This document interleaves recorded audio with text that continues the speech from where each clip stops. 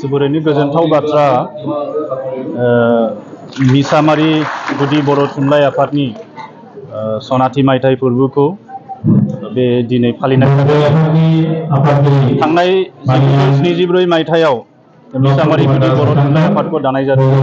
आरो बै समाव रमान हांखोनि मुखुब सोमावसारनाय सम बे समाव सोमावसारनानै मिसामारि ओनसोलनि गोबांथार बर' सुबुंफोरा जेल जादोंमोन बिथांमोननि बिहोमाखौ दिनै गोसोखांनाय जादों आरो बिथांमोननि जि नाजानाय बिथांमोननि जि सेक्रिफाइस बिनि फिथाइ महरै बर' लिरनायनि मोनसे राव मोननो हादों बिनि उनाव फारियै गुदि फरायसालि गेजेर फरायसालि कलेज इउनिभारसिटियाव दिनै बर' रावा एकाडेमिक लेंगुवेज जाबाय जों लिरनो थाखाय हांखो मोनबाय आरो मिसामारियाव दिनै बर' थुनलाइ आफादा 50 बोसोराव आगान होबाय बेयाव साहित्य एकाडेमि बान्था मोनगिरि सासे गेदेमा थुनलाइगिरि आरो साहित्य एकाडेमियाव असमिया रावनि बेनर डक्टर दिपेन्द्र बिश्व शर्मा बिथाङा गाहाय आलासि महरै बाहागो लाफैदों आरो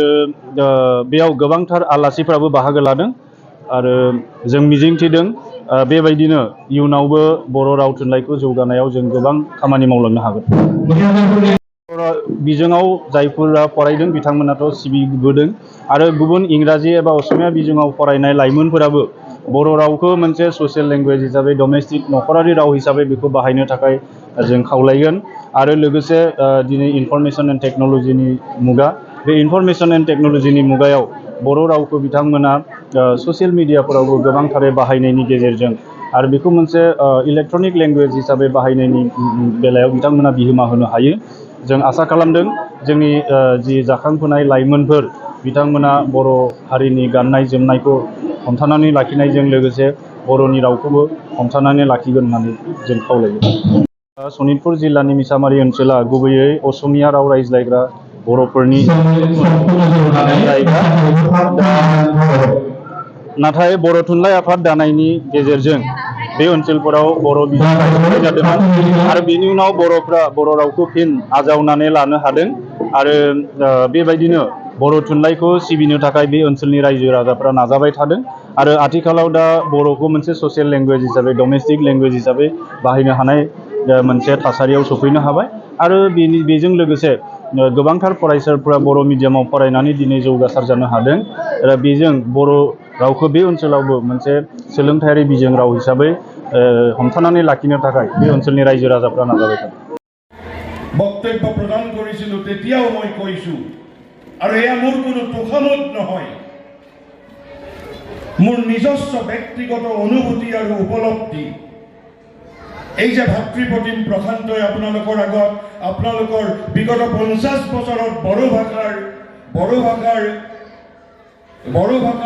ক্ষিপ্ৰ উত্তৰণৰ যিটো বিৱৰণ দাঙি ধৰিলে ক্ষিপ্ৰ উত্তৰণ এয়া সঁচাকৈয়ে প্ৰশংসনীয় যে ভাৰতবৰ্ষৰ কোনো এটা জাতিসত্তাই 50 বছৰ সময়কালৰ ভিতৰত বড়ো জাতিয়ে বড়ো ভাষা সাহিত্যৰ ক্ষেত্ৰত যিমান উত্তৰণ লাভ কৰিছে বা বড়ো ভাষা সাহিত্যই যিমান উত্তৰিত হৈছে বা যিমান উত্তীৰ্ণ হৈছে ভাৰতবৰ্ষৰ কোনো এটা জাতিয়ে বিগত 50 বছৰ কালত ইমানখিনি প্ৰগতি কৰিব পাৰিছে বুলি মোৰ বিশ্বাস নহয় কিন্তু ইয়াৰ অন্তৰালত কি শক্তি আছিল মই সদায় কৈ আহিছোঁ আৰু আজি পুনৰ দোহাৰিব বিচাৰিছোঁ আৰু এয়া মোৰ কোনো তোষামত নহয় মোৰ ব্যক্তিগত জীৱনৰ মোৰ ব্যক্তিগত অনুভূতি আৰু উপলব্ধি এই যে আপোনালোকৰ জাতিটোৰ প্ৰতি সমৰ্পিত ভাৱনা জাতিটোৰ প্ৰতি আপোনালোকৰ যি সমৰ্পিত ভাৱনা জাতিটোৰ প্ৰতি আপোনালোকৰ যি প্ৰেম শ্ৰদ্ধা আৰু আপোনালোকৰ অন্তৰৰ যিটো অকৃত্ৰিম সৰলতা আপোনালোকৰ চিন্তা আৰু চেতনাত মই মাটিৰ